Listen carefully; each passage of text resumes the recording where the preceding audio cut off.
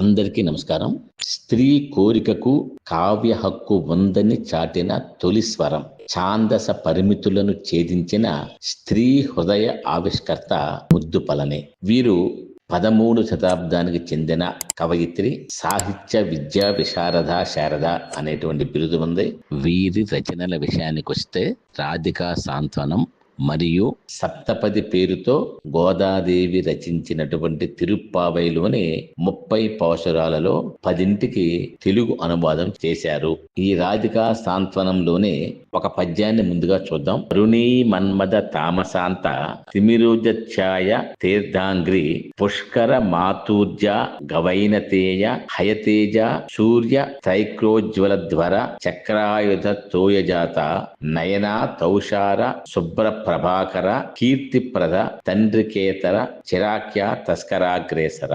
ఈ పద్యంలో యొక్క విశిష్టతను గమనిస్తే, ఒక హల్లుకి తలకట్టు మొదలు ఔత్వం వరకు లేదా విసర్గ వరకు కూర్చటం అంటే గుణింతం. ఇది ఒక రకమైన గుణిత చిత్ర పద్యం. ఇందులో తా తా తీ తీ తూ తే తై తో తౌ తం లు కూర్చబడ్డాయి. తా గుణింతం కూడా స్త్రీ అనుభూతికి చెందినది. తా అక్షరం ధడ, వేగం, ఉత్కంఠ.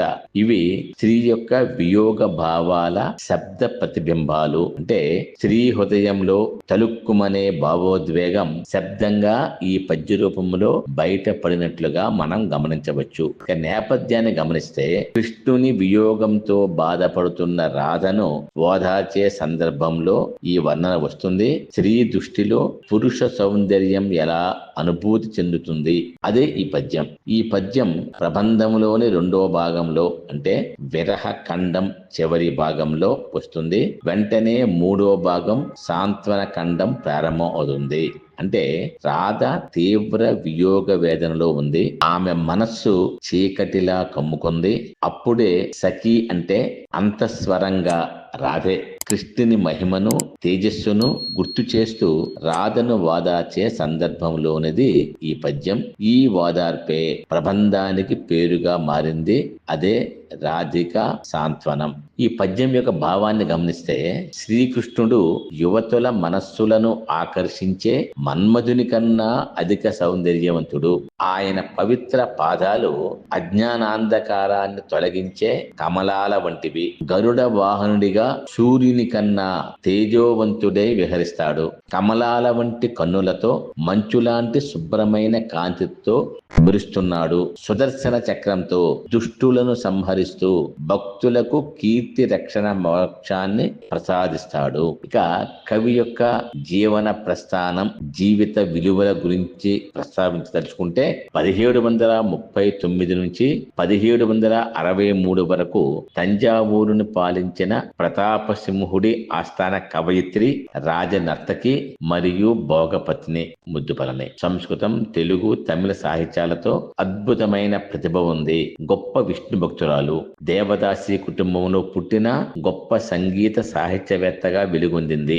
విశిష్టమైన శృంగార కావ్యాన్ని రాయాలి అనే తలంపుతో రాధికా సాంత్వనం రచనను చేపట్టారు. దురదృష్టం కొద్దీ మహిళ రచనగా, అంతకంటే హీనంగా వేశ్య రచనగా దీనిని తీసిపారేశారు. బెంగుళూరుకు చెందిన నాగరత్నం గారు కావ్యం యొక్క తాటాకుల ప్రతిని సంపాదించి దాని పరిష్కరణకు పూనుకొని పరిష్కరించారు.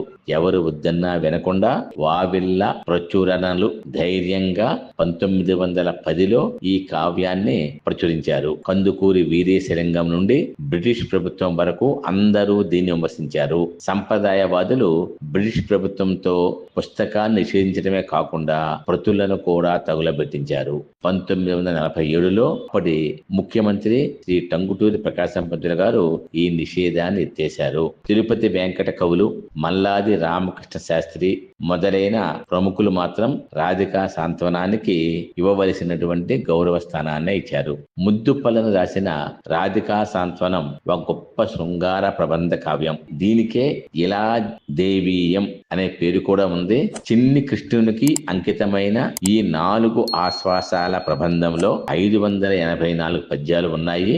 ఆనాటి తెలుగు ఆచార వ్యవహారాలు, నమ్మకాలను కళ్ళకు కట్టినట్లు ఈ యొక్క పద్యాలు చూపించాయి. ఒక్క బ్రహ్మ వైవర్త పురాణంలో ఉన్న ప్రాచీన పురాణ సంప్రదాయంలో రాధ అనే ప్రత్యేకమైన పాత్ర లేదు. అందరికీ వ్యాసుడు భారతంలో రాధను ప్రస్తావించలేదు. అందుకే వ్యాసుడు భారతంలో రాధను ప్రస్తావించలేదు. తరువాత భక్తి ఉద్యమం భాగవతంలోని భావానికి గోపికకు ఆ రూపం ఇచ్చింది. అంటే రాధ ఒక పాత్రగా ప్రతీకగా రూపుదిద్దుకుంది. ఈ కావ్యంలోని ఇతివృత్తానికి వస్తే నంద యశోదల పెంపుడు కొడుకు కృష్ణుడు, నందుడి ముద్దుల చెల్లెలు రాధ. ఆమె వివాహితే అయినా కాపురానికి పోకుండా అన్నగారింటనే ఉండిపోయింది. కృష్ణుడికి ఆమెకి మధ్య ప్రేమ బంధం తెలియనిది ఎవరికి. కానీ కృష్ణుడికి పిన్న వయసులోనే మేనమామ కుంభకుని కూతురు ఇలతో వివాహమైంది. మేనత్త యశోద ఇంటనే ఇలా గోముగా రాధతోనే పెంచబడింది. ఇలా యవనవతి ఎప్పుడు అవుతుందో అని ఎదురు చూసిన రాధ ఇలా యవనవతి అయ్యాక తన కృష్ణుని తనకు కాకుండా చేస్తుందని ఇలా మీద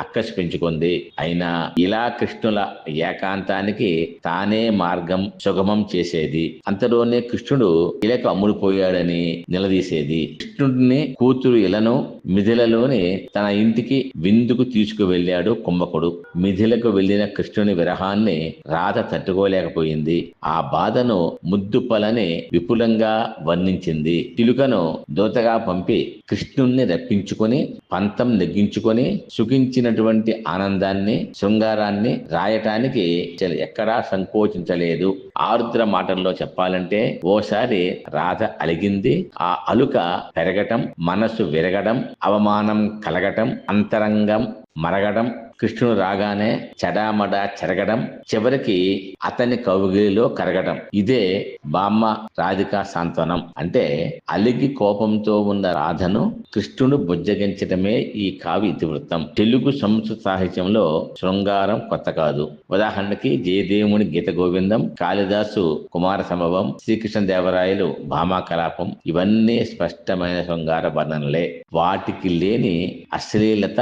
రాధికా సాంత్వనానికి ఎందుకు? దేవదాసి స్త్రీగా తన అనుభూతిని తానే చెప్పాలనుకున్నది. నేడు దీన్ని ఫెమినిస్ట్ సాహిత్యంగా, స్త్రీ సాహిత్య గ్రంథంగా మనం పరిగణించాలి. జై హింద్. అందరికీ సెలవు. మళ్ళీ కలుద్దాం.